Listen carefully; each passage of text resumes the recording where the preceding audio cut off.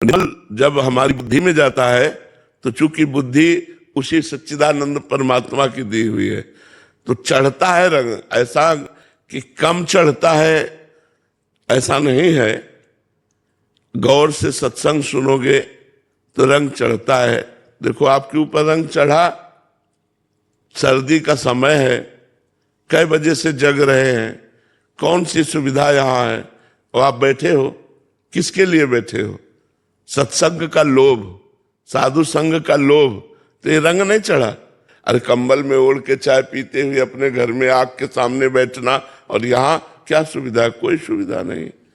लेकिन जिनको कुसंग ने अपने बस में कर रखा है उनके ऊपर सत्संग का रंग बहुत देर में चढ़ेगा। उनको जब बहुकाल करी सत्संगा तबे होए सब संशय भंगा। जब बहुत काल तक सत्संग किया जाए तब उनके ऊपर रंग चढ़ेगा। और जिनका हृदय थोड़ा पवित्र है तो जल्दी रंग चढ़ जाता है। तो ऐसा नहीं कि सत्संग का रंग बहुत लेट चढ़ता है, कुसंग का जल्दी चढ़ जाता है, ऐसा नहीं है। जैसे सत्संगी पुरुषों के ऊपर कुसंग का रंग चढ़ के दिखावे, जो रहे उत्तम प्रकृति का कर सकत कुसंग, चंदन विष व्यापत नहीं लपटे रहत भुजंग।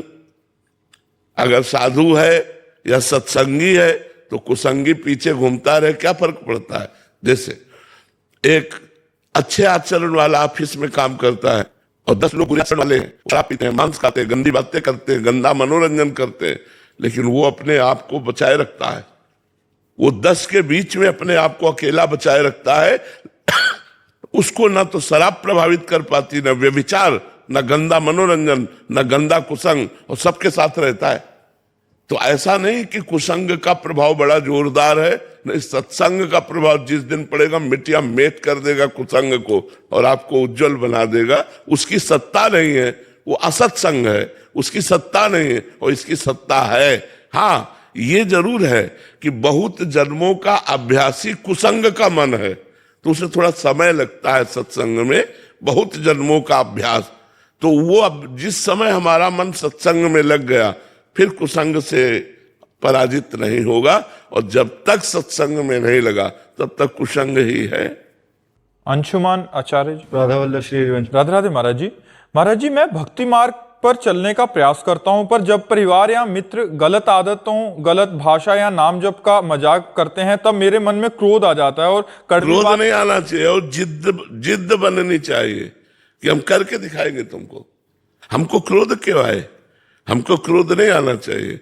कोई हमारा उपहास करे तो हमें क्रोध नहीं आना चाहिए। हमें अपने मार्ग पर दृढ़ रहना चाहिए और पुष्ट होना चाहिए और बढ़िया गहरा तिलक लगाना चाहिए। हमको मजाक से क्या मतलब? अब यही तो हमारे मार्ग का महामहिमामय स्वरूप है कि हम उसको सहन करते हैं, हम मुस्कुरा के चल देते। वो गाली दे रहा है, हम मुस्कुरा के चलते हैं। वो हमारा उपहास कर रहा है, हम मुस्कुरा के। बड़ा कौन? जो क्षमा करे। जो क्रोध करे वो थोड़ी क्षमावान बड़ा होता है। तो तुम धैर्यवान बनो, क्षमावान बनो, अपनी भक्ति को आगे बढ़ाओ। किसी के प्रशंसा से हमारी भक्ति बढ़े, वो भक्ति थोड़ी होती है।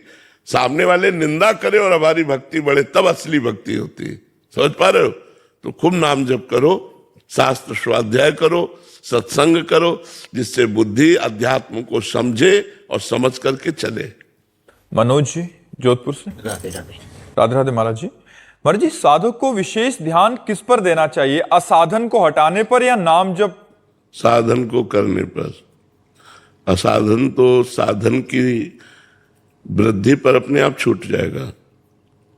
हमें अगला कदम बढ़ाने को ध्यान देना चाहिए या पिछला उठाने का? किसका प्रश्न है? अगला कदम बढ़ाने का हमें ध्यान देना चाहिए या पिछला उठाने का? अगला कदम हमारा कहाँ पड़ रहा है? तो साधन पर ध्यान देना चाहिए। नाम जप, शास्त्र स्वाध्याय, सत्संग, साधु सेवा, भगवत सेवा, समाज सेवा, साधन पर ध्यान देना चाहिए। असाधन तो अपने आप उसकी बढ़ोतरी पर छूटता चला जाएगा। असाधन में अरुचि होती चली जाएगी, और जिसमें अरुचि नहीं है उसे जानबूझ के छोड़ा जाता है, क्योंकि असाधन रहेगा तो साधन का अनुभव नहीं हो पाएगा। साधन होते हुए भी भगवदानंद का अनुभव नहीं हो पाएगा।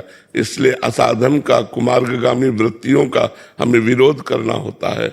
तो विरोध किससे करेंगे अगर साधन नहीं होगा? तो नाम जप नहीं होगा, अध्यात्म बल नहीं होगा तो हम विरोध किससे करेंगे? विरोध करने का बल तो वही है जिससे हम विरोध करते हैं। तो हमें साधन पर रुचि बढ़ानी चाहिए, और जो वृत्तियां साधन में लग जाती हैं तो वो पवित्र हो जाती हैं, तो असाधन में लगी वृत्तियों पर वो हावी हो जाती है। और जब हमारी वृत्तियां पवित्र नहीं होती तो अपवित्र वृत्ति थोड़ी बड़ी पवित्र वृत्ति पर हावी होकर गलत आचरण करा लेती है। इसलिए हमें साधन पर ध्यान देना चाहिए, खूब नाम जप करना। नाम जब ध्यान करते हो महाराज, कभी कभी संतुष्टि आ जाती है, वो गलत है ना? हाँ, गलत है, संतुष्टि नहीं आनी चाहिए और आग लगता है कि अब भूने लग गया। हाँ, नहीं, ये संतोष मतलब ठीक नहीं है। भजन में संतोष ठीक नहीं, भजन में असंतोष बढ़ना चाहिए। हाँ, जब शरीर को रद्दी कागज बना दे तब भजन का रंग समझे।